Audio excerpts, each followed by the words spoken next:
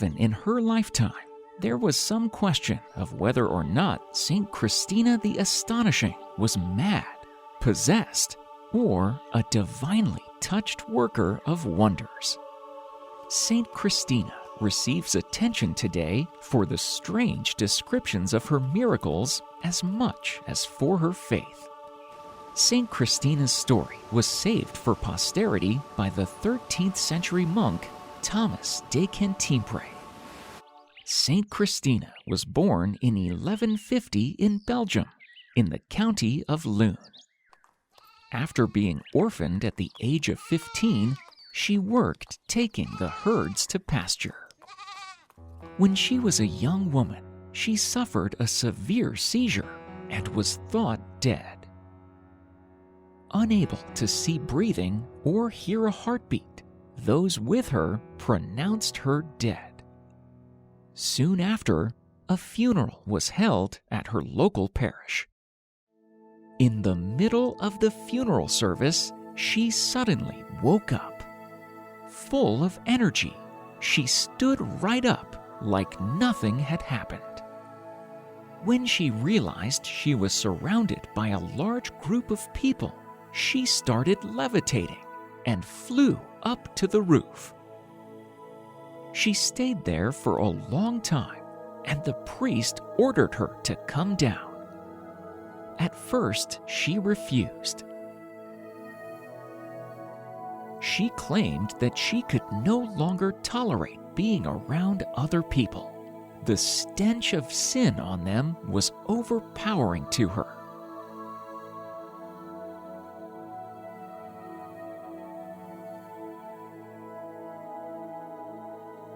She announced that she had returned to offer penance for the souls in purgatory.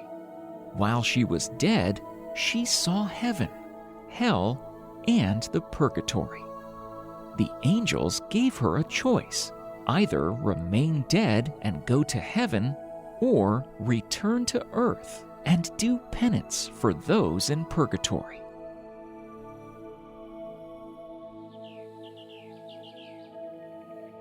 Moved to zeal at the sight of those suffering in purgatory, she chose the latter. The next moment, she came back to life. She told those around her that she returned for the sole purpose of relief to the departed and conversion of sinners.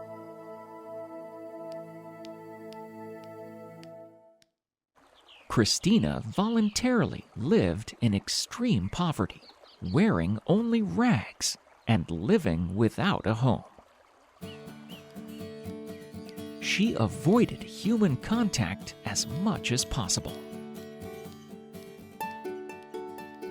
She was even suspected of being possessed and was jailed. Christina was particularly afflicted by what she believed to be the stench of human sin, an odor she found so disagreeable that, to escape it, she would leap into treetops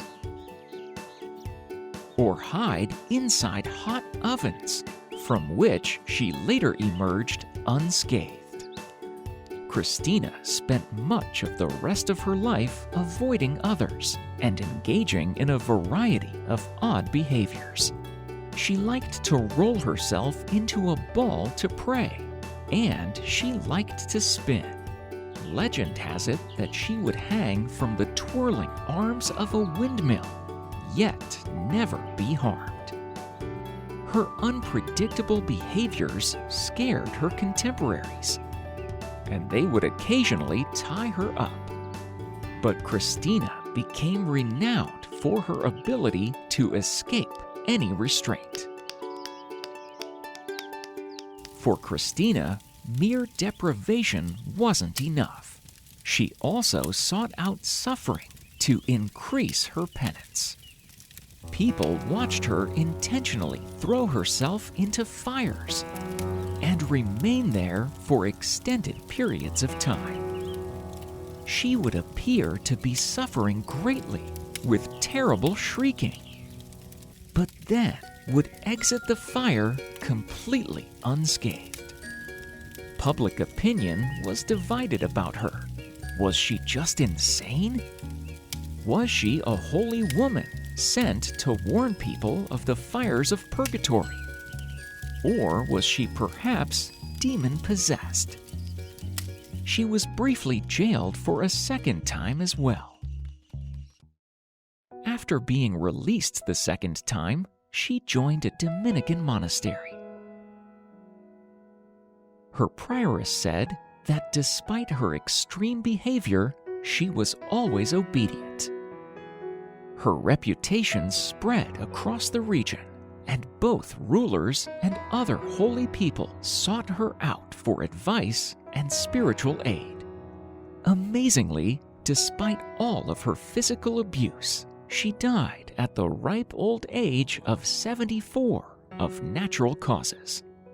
Everything just related comes from the life of Christina of St. Tronde, written by Dominican scholar Thomas of Cantimpré 8 years after her death from extensive interviews with eyewitnesses. Thomas tells many other stories about Christina, but they all emphasize her characteristic marvels, mysticism, visions, and prophecy. In particular, the torments she bore for the suffering souls in purgatory. Although never canonized, Christina is included in Butler's Lives of the Saints and is regarded by some as the patron saint of mental illness. Saint Christina, you lived a life of poverty and loneliness in the eyes of others, but you knew that in the eyes of God, you were wealthy and had His love and the companionship of saints and angels. Help us to see beyond the things of the world and to realize we are never alone with God, and that we are surrounded by a great cloud of witnesses that have gone before us. Pray that we remember to offer up our sufferings for those who do not see beyond the material and who are seeking love and fulfillment, that they may come to know God and realize that they are never alone. Amen.